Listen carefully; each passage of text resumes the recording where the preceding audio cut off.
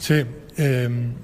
Bien, usted ha planteado, ha contrapuesto la idea de centralización estatal con la idea de regionalismo, fraccionamiento regional, tanto en el marco de la Revolución Francesa como en el marco del absolutismo que hubo antes. Es decir, ha puesto el ejemplo de los jacobinos en Francia o el ejemplo de Felipe V en el caso de España, imponiendo los decretos de nueva planta. Y que venía de antes, la Revolución Francesa lo exacerba. Exacto. Sí. Y lo que a mí me confunde un poco la cuestión de plantear ese regionalismo, ese fraccionamiento territorial como algo favorable a la idea del liberalismo, cuando... El liberalismo no, de lo que soy yo no soy liberal. Bueno, bueno, pero por ejemplo del libre mercado tal vez, sí.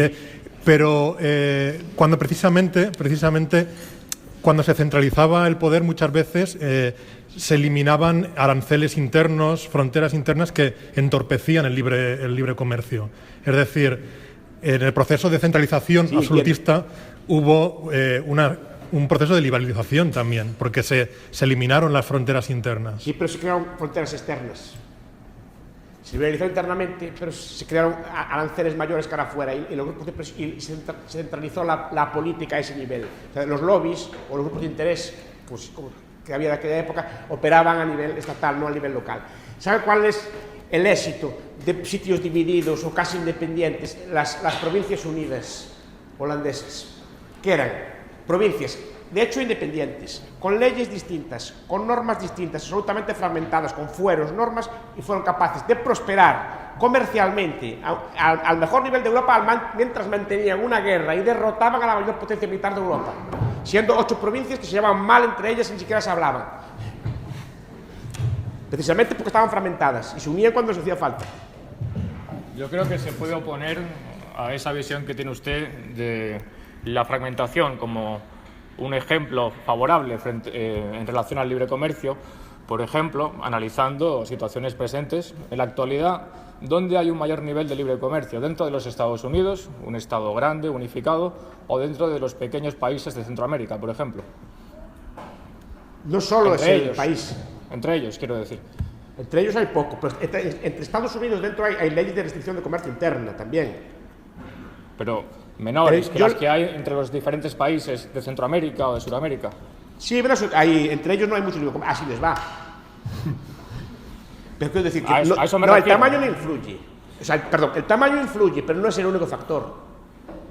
A mí me gustaba la Europa fragmentada en 1000 estados. Que era Europa que al final, por estar fragmentada, tenía un idioma culto, una moneda y un derecho y una moral. Y estaba fragmentada en 1000 unidades políticas. Quería cuestionar precisamente esa apelación que hace... pregunto, ¿cuáles son los países más libres de Europa económicamente? ¿Cuáles son los grandes o los pequeños? Y de los países, por ejemplo, Alemania creo que hay 4 o 5. Y Francia creo que hay 3 o 4, según cómo las midamos. Alemania, está Austria, está Liechtenstein, y están los cantones suizos. Y no sé si podemos contar a Holanda entre ellos. Se discute. ¿Cuál es el más pobre, el más grande? ¿Cuál es el más rico? Es cierto que un país pequeño tiene más incentivos a practicar el libre comercio, porque no tiene ninguna capacidad de mantener una economía autárquica, como por ejemplo un país como Rusia. En eso le doy la razón. Sin embargo, tampoco es una constante que los países pequeños practiquen el libre comercio. Corea del Norte es un país extraordinariamente pequeño comparado con Estados Unidos. Albania es un país muy pequeño y sin embargo no ha sido históricamente... La de antes. La de antes, sí, claro.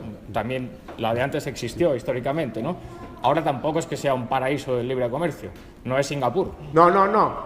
Singapur que es un país pequeño también. Sí. No, el tamaño no es el único factor. Pero si un país es pequeño y es cerrado, tiene que asumir los costes y los costes se ven claramente. Se ven los costes rápidamente, que es una ruina. El país grande tipo Rusia se ve a más largo plazo, etc. Lo que quiero decir es que la desintegración política normalmente integra, no desintegra. Integra realmente. Porque al final, en la Edad Media, por ejemplo, usted o yo podíamos estudiar en cualquier universidad de la cristiandad, podíamos leer cualquier libro escrito, porque estaban todos en el mismo idioma, precisamente porque estábamos fragmentados. No había pasaportes. El dinero tenía que ser único y de buena calidad. Yo siempre, por ejemplo, hablo muy bien de las taifas, que es una cosa que tiene muy mala prensa en España.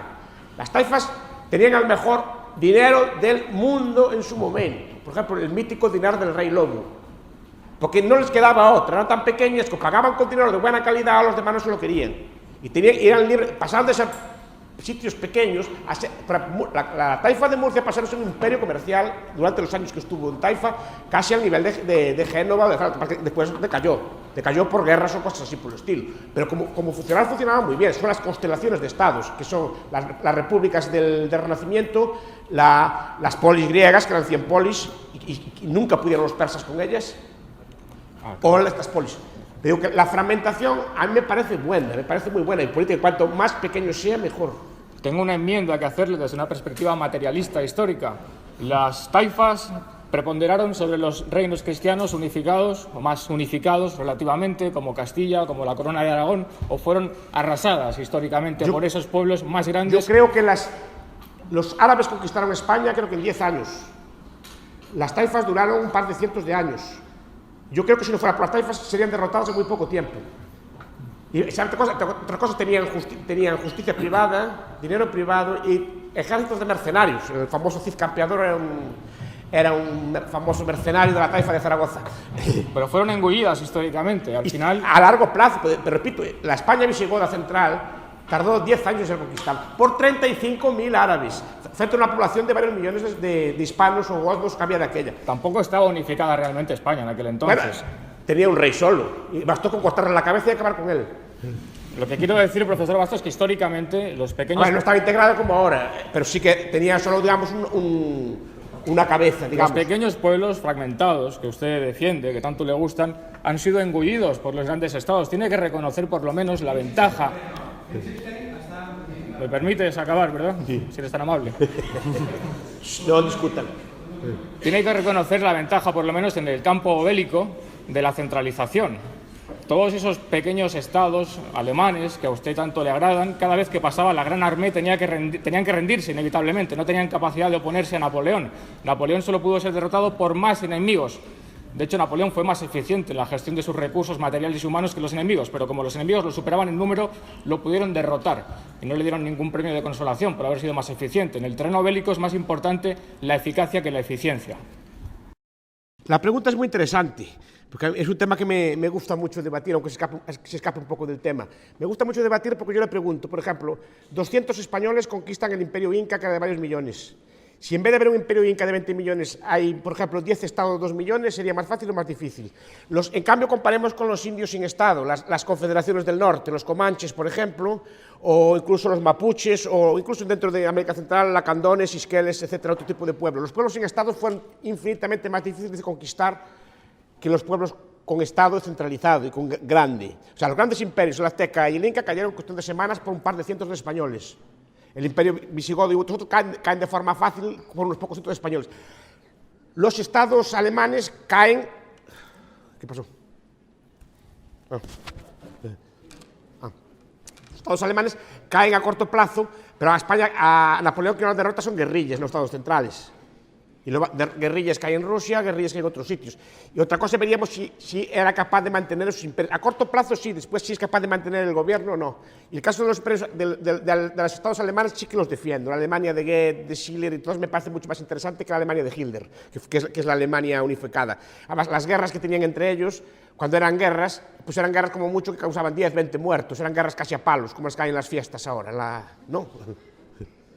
Pero en cuanto se juntan, creo que la escala de la guerra cambió y no cambió para mejor. No creo que cambiase para mejor, pero lo que quiero decir es que un estado centralizado, unificado, tiene más eficacia a la hora de guerrear. No necesariamente. Por eso les ponía el ejemplo de las polis griegas. Las polis griegas nunca, los persas, que eran muy superiores, nunca pudieron con ellas.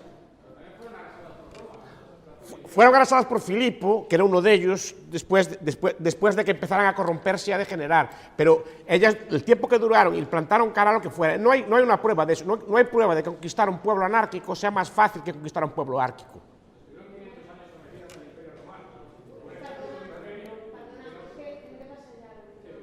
No, pero estoy encantado de hablar con él.